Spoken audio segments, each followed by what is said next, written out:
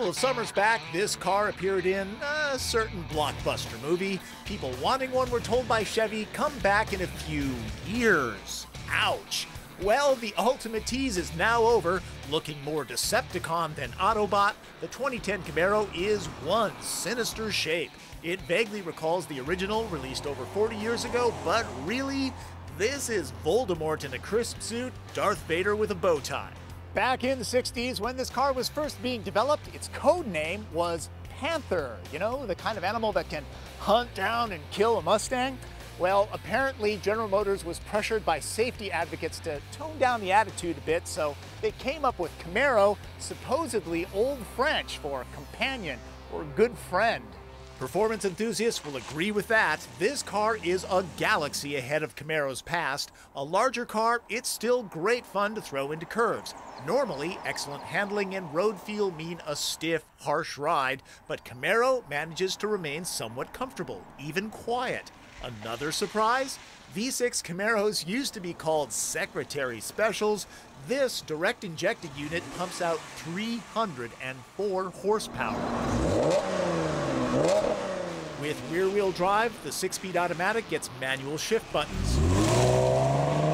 0 to 60 times hover at the 6-second mark. The V6 has plenty of power now.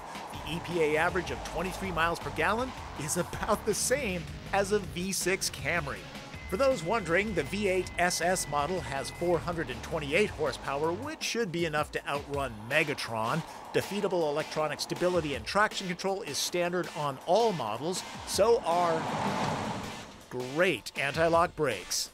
One of the most striking things about the interior is how narrow the windows are. Poor visibility is my biggest gripe with Camaro. This looks less Transformers, more Wall-E. The front is very spacious with good-looking materials. I'm on the fence with the fabric dissecting the instrument panel. Controls are compact and silky smooth.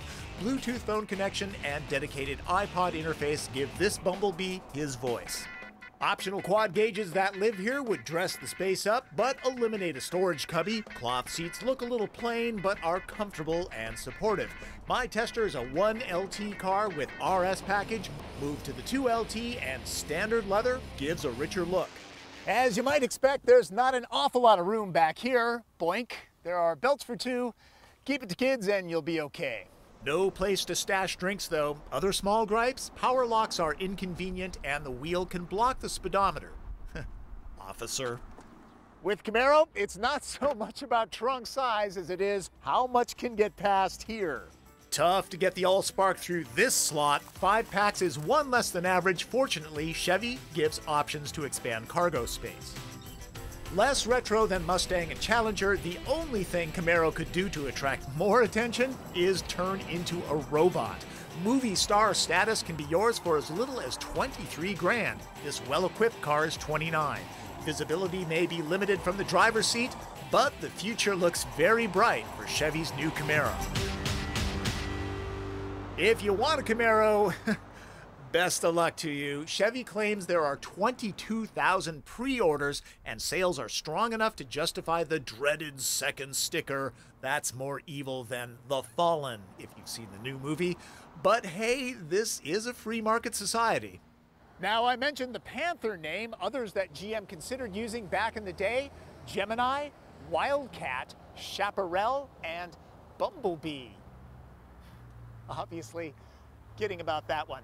Hey, do you like this podcast? Then do me a favor, go to the iTunes site and write a glowing review. I think it's the only way that I'm going to get a raise out of my boss. This is a labor of love for me. I expand these from car reviews that I do for NBC. So go ahead and do that. Show the love, okay? After that, you can go to the website for a longer written review, www.king5.com/autos. There's also a link to my email, right, if you've got a question about this car or any others. That's Drive. I'm Optimus Prime.